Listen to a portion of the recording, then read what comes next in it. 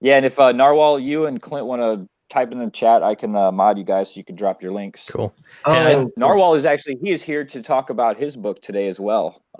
Sweet. He's got it's a reissue, or it's a second go around, right?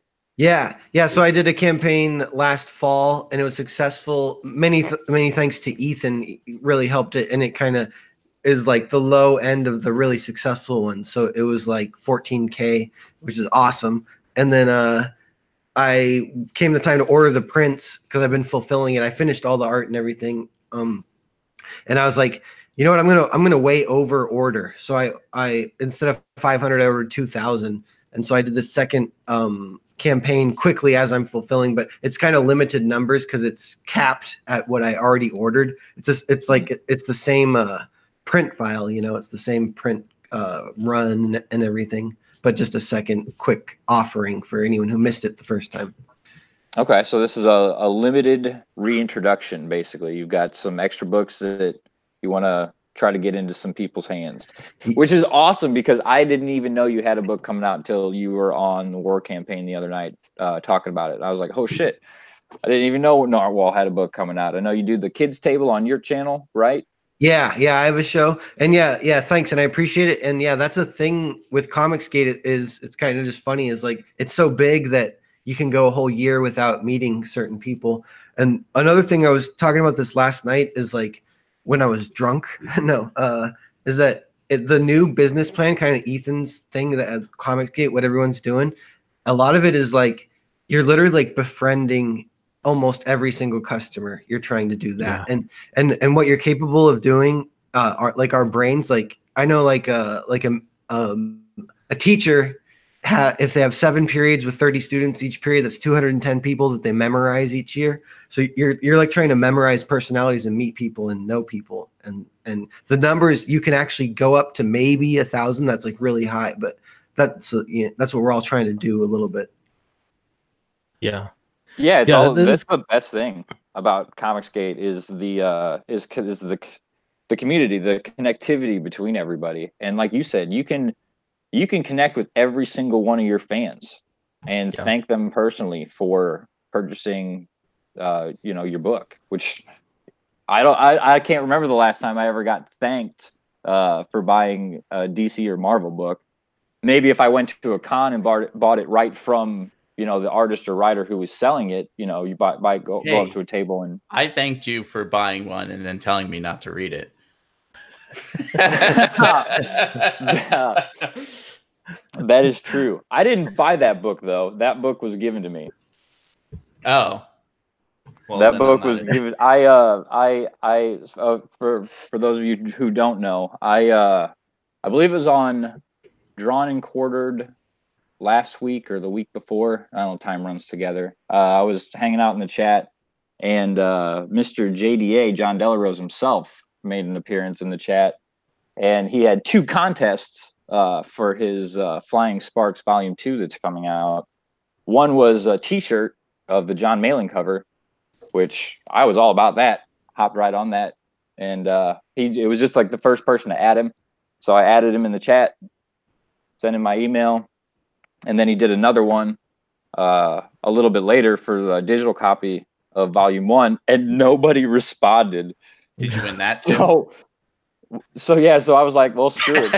So I added him again, and I was like, I'll take it. And so I got that too. And I did a review video on it, a short review video, because I couldn't get through anything longer. It's not a good book. The last I brought up the tinfoil mask thing because I think when you're on War Campaign, I said that in there. Like, I'm going to listen to a guy with a tinfoil mask from the one live stream when Scott came on. Oh, yeah. Scott Kurtz. Yeah, and he's like, I'm going to listen to a guy with tinfoil on his face. Oh yeah. That's kind of how it all started. Yeah, that guy was a D-bag. Yeah. Yeah, you can curse on this channel. It's very demonetized. We're in a negative, actually. It's a non-profit organization. But don't get too crazy. I don't want to offend Clint. Yeah. You're fine. Okay. Yeah. I'm like training for Mike S. Miller's channel. Yeah. You got to watch yourself on that one. Yeah. You gotta get your feet ready for that channel. Yeah. I said ass so on there. And they're all Narwhal. like, Narwhal. Don't you? There's so many other words you can say than ass. I'm like, oh, I said ass. Sorry, guys. Oh, I said ass. Fuck. Sorry, guys. Yeah, fuck. Damn it. So is this That's the usually how it correct- goes with me. Once I start, I can't stop. Yeah, exactly. I'm from Jersey, so it's like kind of hard to not say the F word. It's like used as the or Yeah. Is this the correct campaign, by the way?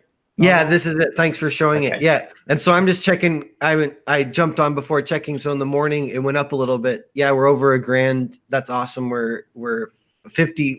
Oh, look at that. It's exactly 50% funded. 50%. And man. yeah, and that's in 3 days, which is nice. So it probably will be a successful, quick little campaign. And I'm trying to think. You guys can help me. Even I don't know if anyone thinks of anything. I'm trying to think of a good stretch goal, and I want to try and give the stretch goal to the previous campaign too, because they're basically the same campaign.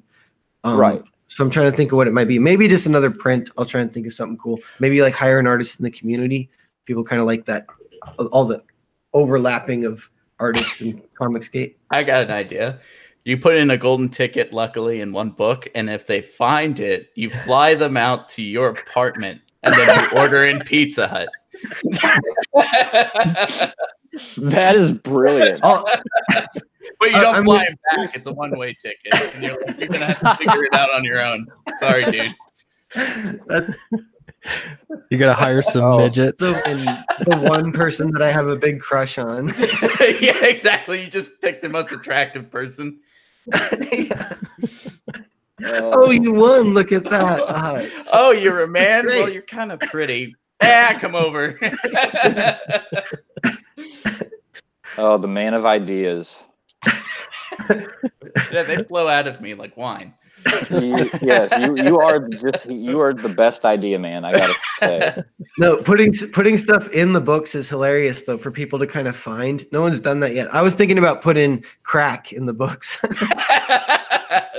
Yeah, you remember that. That's gonna be expensive. You might ruin your profits. You could ruin your profit margin real quick though. Hardcover with crack. That's the next update. It's like, guys, I'm in the red. I'm so sorry. Guys, I Richard paced it. I baked crack into the hardcover. You're gonna have to rip it off and smoke it. One of the very first crowdfunding books I ever backed was one of Ryan Brown's Kickstarters for Blast Furnace. I don't know if you guys have heard of that book. No, I haven't. Oh yeah. No, it's he does this God Hates Astronauts book, and it's kind of an offshoot of that. It just takes place in the same world. But he did it did a graphic novel of it, and one of the things that he stuck in the book, one was just a nice little print, small, but the second was just a picture of his cat. It is like the worst, ugliest cat picture I've ever seen in my life. But I kept it because it's hilarious. So like you could do something stupid like that, like take a picture of your cat and stuff it in there. Nice. One little Easter egg for Earthbound is the about the author page. It's a picture of me with this mask on. Dude, tell me, is that like your artist or the author picture? Yeah, it says about the author, and it's like That's great. I had an art film I made once, and the whole entire film we were speaking in gibberish, and we had false translations underneath of just whatever we were saying captioned. And at the very end, we put in the credits. It was in Russian, but it was just about the Chernobyl disaster from Wikipedia, but in Russian. You could do something Tell like me that. you got in your an A on outline. that. Oh no, I didn't. All the film kids hated me because some of them took it so serious, and they're like, I'm going to be the next Quentin Tarantino. I'm going to be brooding on a couch. And this one guy made this like fake suicide video. This one girl was so angry at us that we kept calling Tupac. Like he was a 2-pack of gum. And then one lady, we literally made it at the film as, gay as possible, literally gay, where we had, it was a place, it was called Galen's Grove, and it was a prison for wealthy young rich boys. And our teacher was named Galen, so he didn't like we called it Galen's Grove. And I played the creepy janitor in a raincoat. And we have a scene where we got this bro dude who's like in a fraternity to act in the movie. And he's all excited, and he was so excited that we were doing this. And we just kind of abused him. We took him in this group shower and we like sprayed him with water. And then we were asking him questions like, have you ever heard the story of the parrot and the apple? The parrot wanted that apple and he got that apple. Anyway, the story goes. Now, is this the movie or is this before you start filming? Yeah, this is the casting couch call before we start filming. That's how I got the part. You want to be a star, don't you? You want to be a star. You got to be a star. So I played the janitor, which tases him out and then puts a mop on his head so he looks like a beautiful woman. And I asked him questions such as, you ever smell the fart of a boy with scoliosis? I'm like, neither have I. Anyway, so we made that film and we did a little research and we found out if you scream longer than 5 minutes, it completely turns people off and they want to escape whatever room they're in. So we made sure the whole film was like screaming for 8 minutes towards the end, and the room just cleared out. And then the woman thought my friend and I were gay with each other for the whole rest of the class. She just walked out even like 3 minutes towards the end of the film. As soon as she saw the wig on the guy's head, she's like, all right, I'm out. All right, enough about me. You trolled your entire class. Oh yeah, we always did that. Oh my God! Story time with Manifex. That could be like a comic. You have stories. You have many things to tell us. Yeah, I had an idea for a comic, but we'll see in the future. So, do you want to go over Earthbound again? Yeah, I since I've never I really have no idea what this is about. So you need to inform me because I'm an idiot. I know you're hungover, but do your best job. Yeah. So yeah, it's 2 headhunters are sent to Earth to recruit 5 deadly warriors, and whoever gets the best of 5, they're in competition with each other. Whoever recruits the best of 5 will earn their freedom. And to do it, they're armed with these weapons called R-types. That there's like 2 R-types, and each one has one, and one's purple, one's in the book, one's purple, one's green. If you shoot some with it, they become unquestionably open to your influence. So you can kind of build your team with the guns. You could conceivably, like, the book doesn't cover this, but you could come down to Earth and start shooting like the president of the United States, and then like tell him to give you $1 million, or something like that. In the book, though, it's like a little more fun and fancy free. Like at one point, they need to get somewhere, and so they just run in the street, stop a random car. It ends up being a soccer mom, and they blast her, and so she's on their team for the rest of the book. And yeah.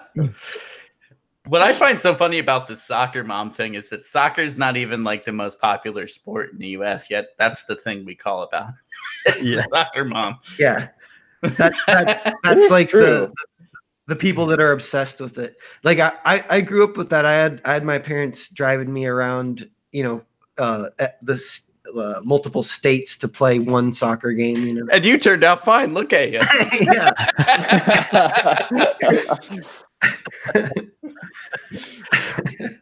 Can I just say, so I got Normal sent me the digital copy for Earthbound, and your writing is really good. That's something that you come across a lot in comics that's lacking. Yeah. But it's very, very smart writing. And so I've really been enjoying it. Cool. Thanks, Clint. Yeah. That's kind of a little experimental business plan here too, because the digital PDF has been released, so there are reviews floating in, and some have been hyperbolic praise. And I'm like, is this going to like help sales? I'm hoping this is going to help the second campaign. People want to get on and read this a little bit. I hope it helps. I mean, you always run. I know Ethan's he's very against the digital copies coming out at the same time or even beforehand because of pirating issues. So you do run that risk, Yeah, but hopefully, definitely. you know, it works in your favor, and yeah, you get those positive reviews out there of people who have actually read it firsthand, and then you get the people reading those reviews going, okay, I want to check this out. Yeah, I'm playing with that idea. Like because if you launch an IndieGoGo, you can't sell it on the writing. No one, it's impossible, you know, because no one's read it. No. So this is kind of an experiment. I'm seeing like there is some good word of mouth on the writing now, and it's like anyone who's interested in that. I know Comicsgate as like an ethos. It's more about the artists because it's kind of a reaction against Marvel and all their writers, like with their big egos, and they think they're rock stars and stuff. And we're like, we don't need you guys. What we want is like some cool art and a nice book, you know. Yeah. But Earthbound's kind of, it's a little bit it's kind of the indie dirty stepchild of Comicsgate, you know. A dirty stepchild. Yeah, this is where it gets dirty right here. It's got a real anime feel to it. Yeah, that's kind of my style. My style's like European mixed with manga, less American. I'm not all that influenced by American comics. In America, this is an oversimplification, but I say in America they love ink, they love inking, and in Europe they love color, and so I'm more of a color guy. A lot of color. Yeah, it reminds me of like the cell shading stuff that came a lot in the mid 2000s. Yeah. Mm-hmm. A lot of people say that. A lot of people say it looks like early 90s low poly 3D, like Out of This World. Do you guys remember that old game? Or Flashback? Yes. Yeah. I miss all those old media games where you like Sega CD had some of them too, where you're like involved in the world. You didn't really, there wasn't that much gameplay involved. It was more like a choose your own ending kind of thing. But I found this to be hilarious because you don't really see that anymore where they mix actual footage. Like Command and Conquer did that too. Yeah, those CGI, that's like a moment in history kind of. Yeah. It was kind of a false start. Like everyone's like, technology is going to change the world and we can do like choose your own adventure movies and stuff. And everyone's like, look at our CD-ROMs. Yeah. What was that one? It was I think it's called Army of Darkness or Heart of Darkness was kind of like that.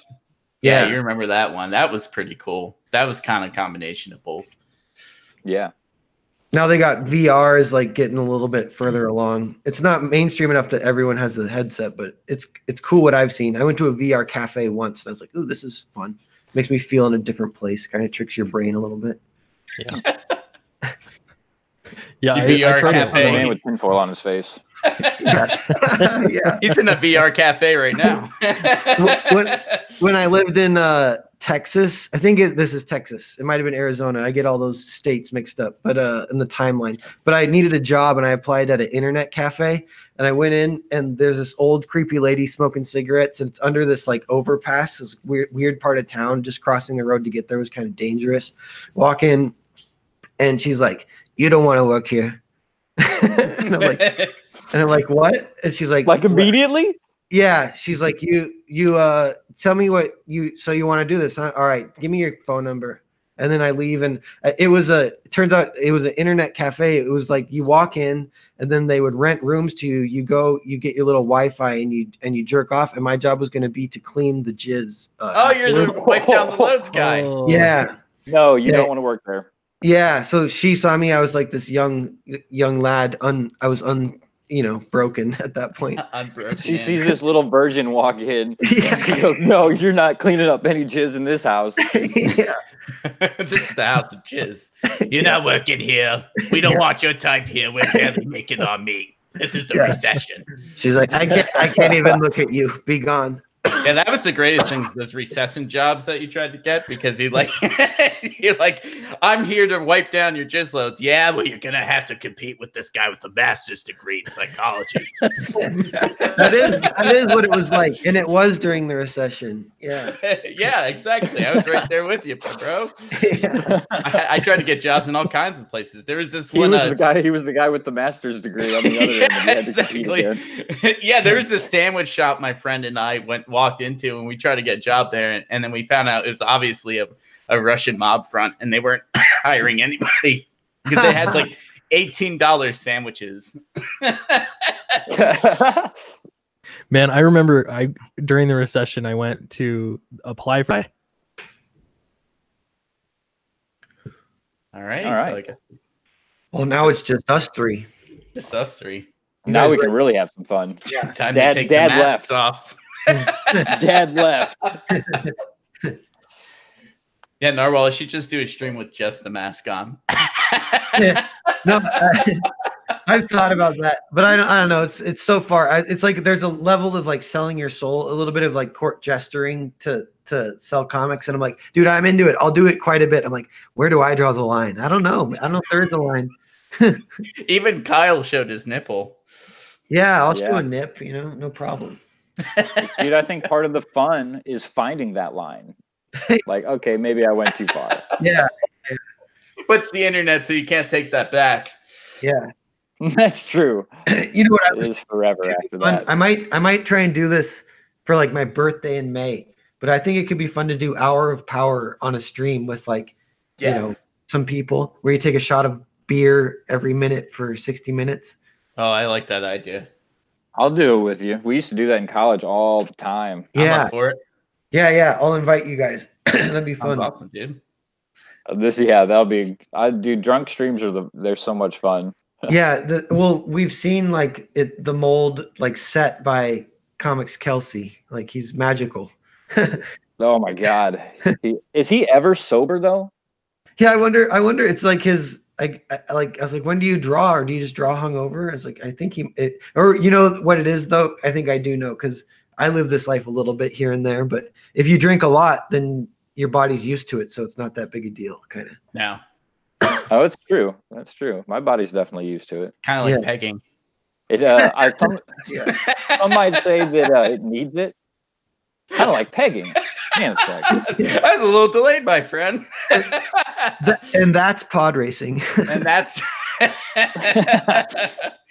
just nasty pod racing, my friend. It did take me a second to process that information as it came in. And you were like Brian- agreeing with me. Brian the Observer says, Narwhal, flex your pecs. Flex your pecs.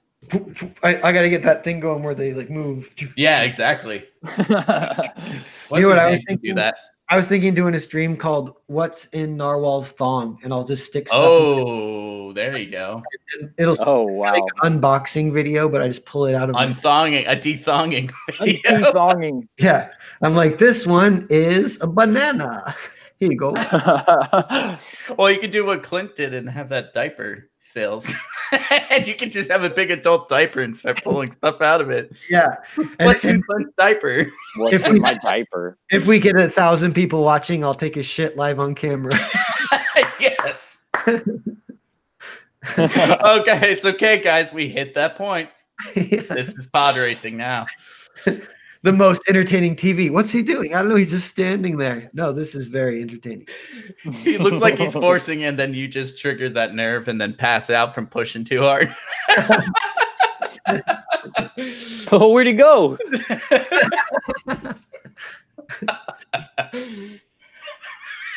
And it's just your tinfoil mask floating to the ground as you, you fall over.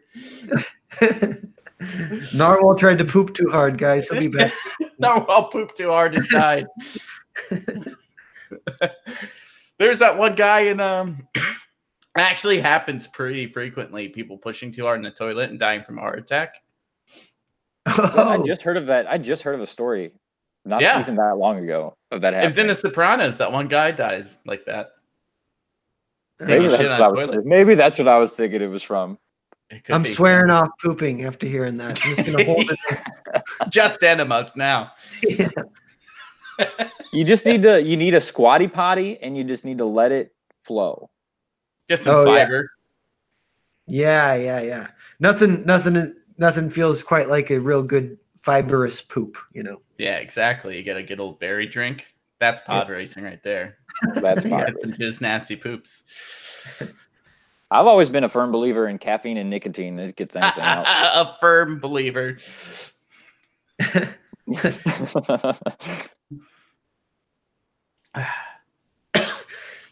Riot Kitty's getting in the shower. Hail shower time. Hell, shower time. Is he stream? You know, there should be a streaming from the shower kind of situation. But they took that YouTube. You can't stream on your phone unless you got 1,000 subscribers now. I know. I seen that. I was actually very disappointed. Yeah, what's even the deal behind that rule? I don't even get it. I'm guessing it has Who something knows? to do with porn or some. It's always bullshit. All right, guys, Oh, subscribe to your okay. channel, Narwhal, so you can start streaming through your Oh, phone. yeah, thank you. I will. I'll stream from the shower wearing a Yeah, diaper. he's diaper shower guy. That's my Comics new from the name. shower. Hey, I'm Diaper Shower Guy. You might have read my comic Earthbound. I used to go by Narwhal, but now I take shits in the shower. I used to make comics. Now I take shits in the shower and mod Nerf guns. It's crazy what Comicsgate will do to a man. I was gonna say this is Comicsgate.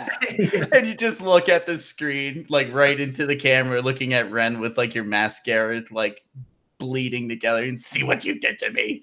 Yeah. Dude, if I get to 1,000 subs, I will do shower reviews. I will do reviews from the shower. Yeah, do it. That's a good incentive. Tweet that out and I'll retweet it. All right. Well, Reviews I'll from the definitely do that. shower. Give me to 1,000 and you get reviews from the shower. I haven't even done a face reveal yet. Oh Do a yeah, whole shower review. I made a mistake of putting my face in a chat channel, and Tyler got a hold of it. So now I'm being memed into stuff. Yeah, Narwhal, my channel, I've been actually doing live streams where we Photoshop a meme live. It's called Make a Meme Foundation. Oh, nice. That's a good little Yeah. idea.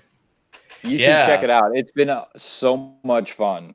Yeah, and I'm gonna try to get to the point where we get like suggestions from the audience and open up the Discord server so they can just start pasting like pictures in there to Photoshop. But I'm not gonna make that part live because that can be dangerous.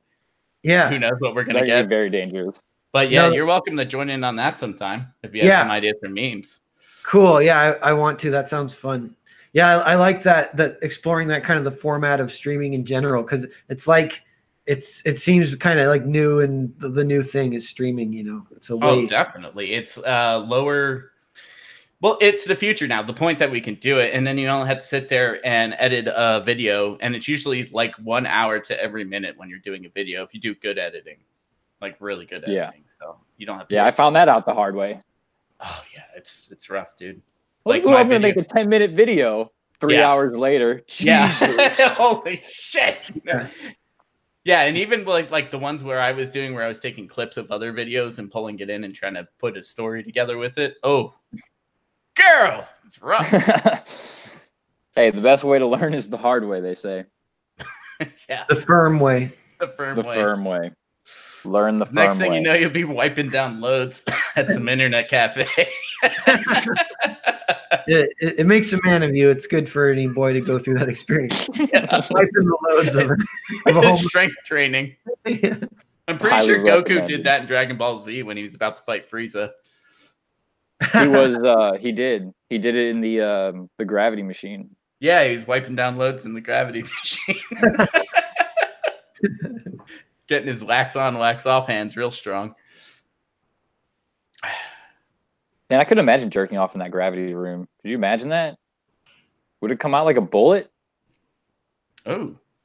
Or it wouldn't come out at all. Yeah. Ooh, that sounds terrible. There's some globule forming on the tip. Yeah, it might back up like a glue gun. Well, I mean, that's what I would expect, like if you were in space. But if the gravity was just turned up, I don't know. Yeah, I could feel your like muscles would, even it push would it out? shoot I think like it a would be. laser. I think it'd be an issue to take a piss even. I think you'd have to like literally, maybe hang on monkey bars and just like one of those massage tables. All your blood goes to your feet and you can't even get a boner. Yeah, exactly. Your feet would Oh, that's constantly true. falling asleep. Yeah. The many plot holes of Dragon Ball Z. All right, did we want to wrap it up here, or we want to talk about more loads? I think it's probably a good spot to wipe it up. Wrap it up. Wipe it up. So yeah, let's hear about Earthbound one more time here, Brian.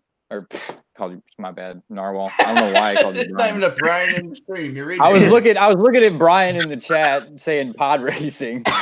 And Brian is not my real name either, to anyone wondering. No, my real name is not a secret, but I won't say it now. But anyone who wants to find it can find it.